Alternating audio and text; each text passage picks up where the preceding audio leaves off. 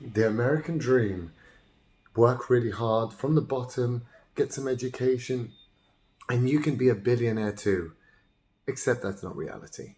The reality is, America is one of the most unequal countries in the world with a very high level of low poverty. Not starvation, but low poverty. Where can we see this? We can see this started occurring from the 70s. This is productivity, and this is wages. As we can see, wages, real wages, have stagnated, have not moved anywhere. But productivity has gone quite up, quite high through the roof. The gap between that two is basically gone to the 1%. All those productivity gains of better technology, of using robots, of outsourcing all the stuff to China, it's gone to the 1%, and it has not gone to the normal average Joe. They live in this dream world, American dream. We live in the greatest country. Let me explain to you where you live. You live in a country where in the 1970s, one person really could, in a family, make a family household, buy a house, buy a car. Nowadays, that is impossible. You need two people working, and even then, it's very, very difficult. House prices up 15% last year. Yesterday, a house in the Bay Area in San Francisco went for $1 million above asking price. $1 million. I know somebody, a girl I used to work with, she was 35, married, no kids. I asked her why no kids. She goes, it's $20,000 off my copay to have the kid alone.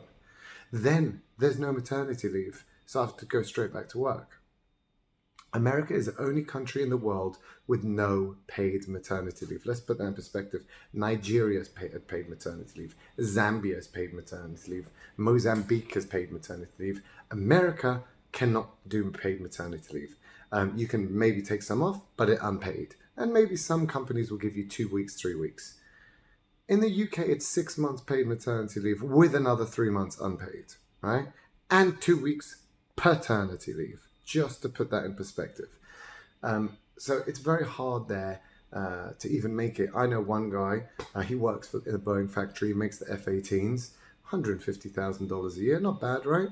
No, even though he's only got 3 kids, his wife has to work as a lawyer for another 100 grand. Why? Because the education system is so poor in America that you're either going to send them to these schools they teach basically thick people, right? Ask any American, what's the capital of Germany? I think they'd struggle. I think 90% will never clue, right? They're very poor education, or you send them to private schools, and then you got to pay for tuition. So Americans always think, oh, we don't pay so much tax. It's true, they are one of the least taxed countries in the world, but they don't get anything for it. They don't get the free healthcare like everywhere else. They don't get the hugely subsidized tuition. Instead, they have a university racket over there. What's the racket? 7 years for med school in America, 5 years in England. 4 years for an undergraduate in America, 3 years in England. And even then, you need a BA anyway in America. 4 years ain't even going to help you to do much. It's an absolute racket. You leave with tons, hundreds of thousands of dollars of debt that it takes years to pay off. It's very tough, and every other country does not have that. Now, how can we see that? In the numbers. This is the mean income. So if we take total GDP divided by the population, you'll get mean income. 411,000 for Australia, 280 for France, 280 for the UK, and 403 for America. So doing pretty well. This is the Jeff Bezos walks into a bar scenario. He walks into a bar, the average wage is $2 billion. He walks out of the bar, the average wage is $20,000.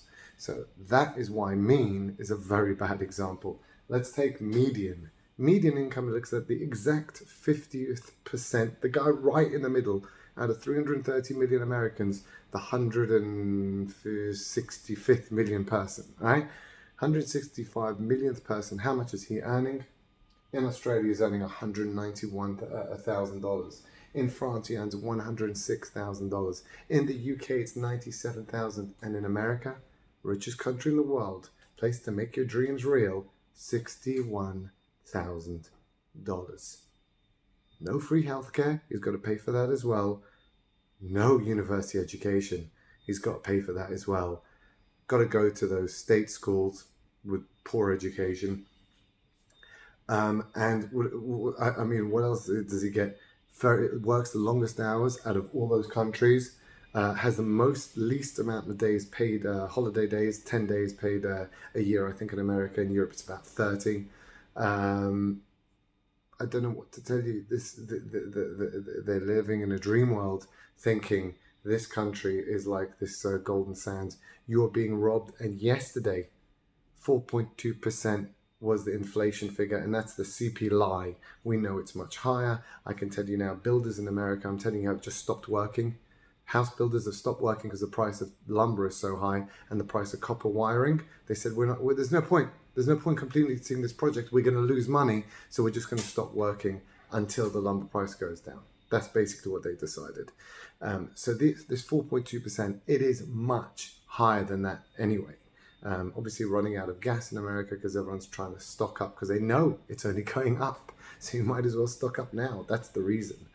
The rate of and they're going to suffer from this inflation. Inflation, as I've said to you many times, is taxation without legislation.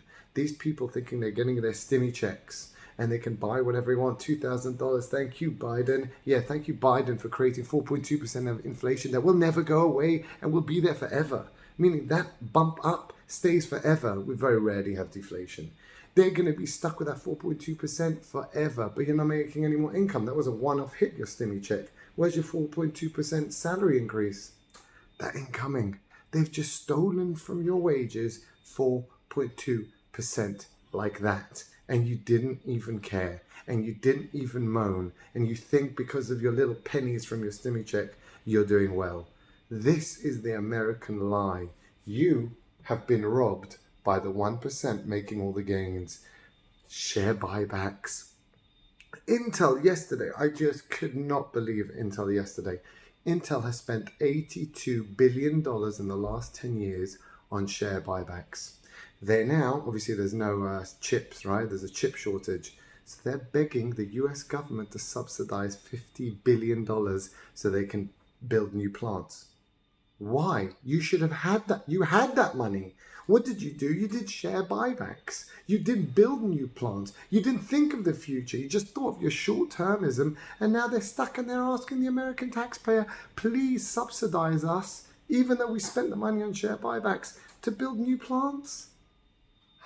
I don't know. I have no words for this system of corruption and failure and misery. So good luck with all the homeless people in the streets. Every single American city, New York and LA, lined with them. Every corner, tents, everywhere. The poverty is in people's faces and they just look the other way. Where's the stimmy check? That's really going to help me. Anyway, that's the American dream.